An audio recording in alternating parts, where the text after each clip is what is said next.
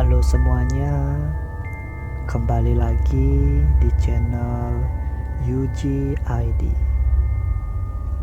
Pada konten kali ini merupakan part 4 dari konten review buku, yaitu Sesajen.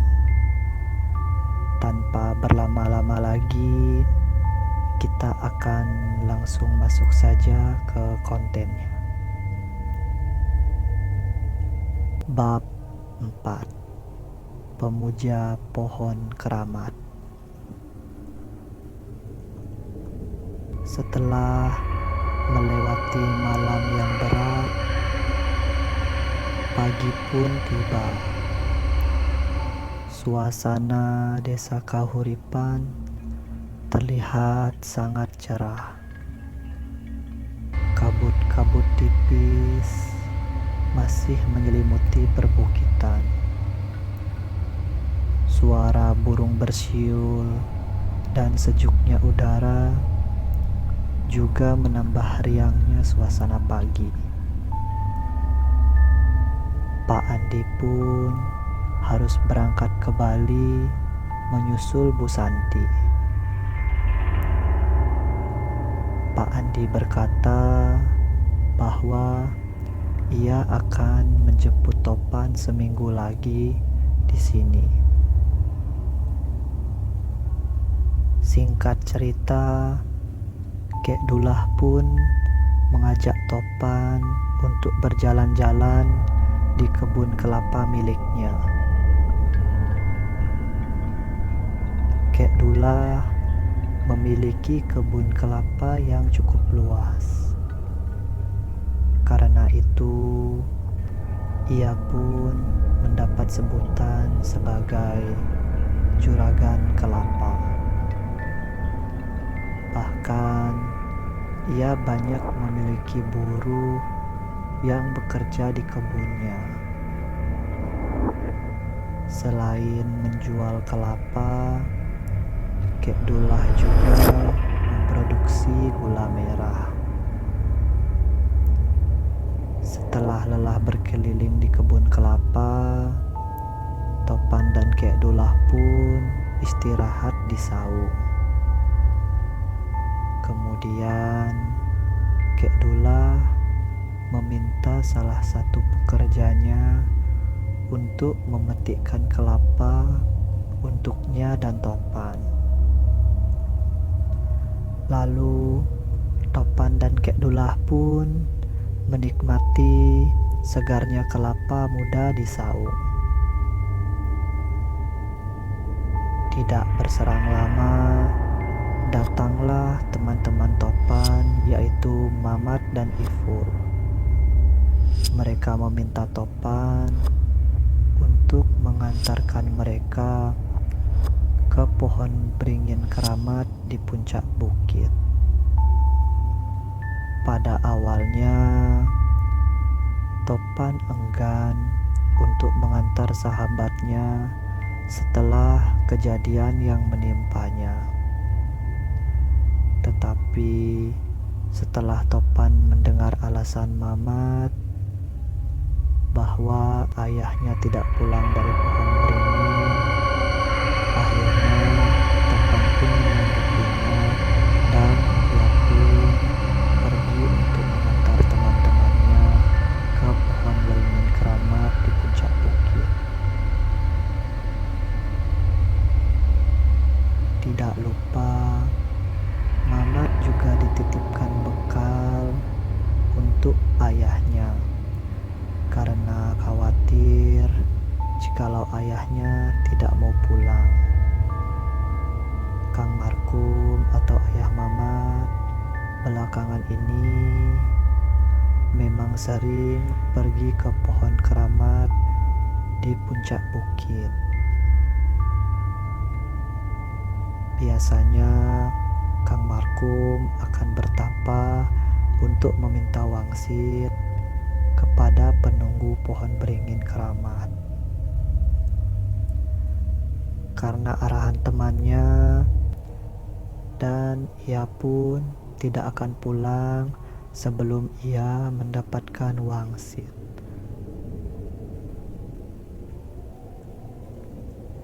Setelah beberapa saat, beranjaklah mereka menuju ke puncak bukit pohon beringin. Setelah berjalan cukup lama, Mamat pun meminta teman-temannya untuk beristirahat sebentar karena ia sangat kelelahan. Karena penasaran, Mamat pun mengintip isi makanan yang ada di rantang untuk ayahnya. Karena terlihat sangat enak, Mamat pun mencicipi makanan tersebut sedikit demi sedikit hingga kenyang. Sedangkan Topan dan Iful yang melihat hal tersebut hanya bisa menggeleng keheranan. Sudah hampir setengah jam lebih mereka berjalan. Karena Mamat kekenyangan, perjalanan pun menjadi terlambat. Akhirnya, setelah berjalan cukup lama, mereka pun sampai di puncak bukit. Setibanya mereka di puncak bukit, suasana di sana sangat hening dan mencekam. Di sana terlihat seorang laki-laki yang sedang duduk bersila di bawah pohon beringin. Seluruh badannya ditutupi kain sarung, dan yang nampak hanya wajahnya saja. Di depan orang tersebut terdapat dupa, beberapa sesajen seserahan, dan juga pot berisi kemenyan yang dibakar.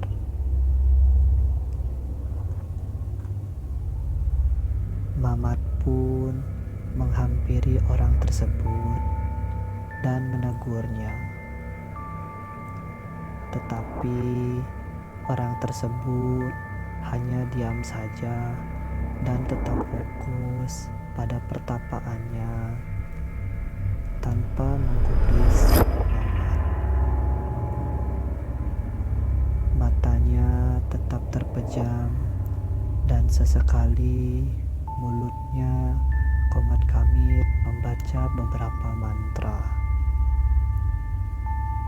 Sesekali terdengar orang tersebut berkata, "Mbah, saya minta wangsit." Mamat pun berulang kali menegur, tetapi Kang Markum tetap tidak merespon. Lalu Mamat pun berkata bahwa ia datang untuk membawa bekal untuk Kang Markum. Kang Markum tetap tidak merespon perkataan Mamat. Sampai akhirnya Mamat pun berkata, "Pak, mau makan gak? Kalau tidak mau, bekalnya Mamat yang makan."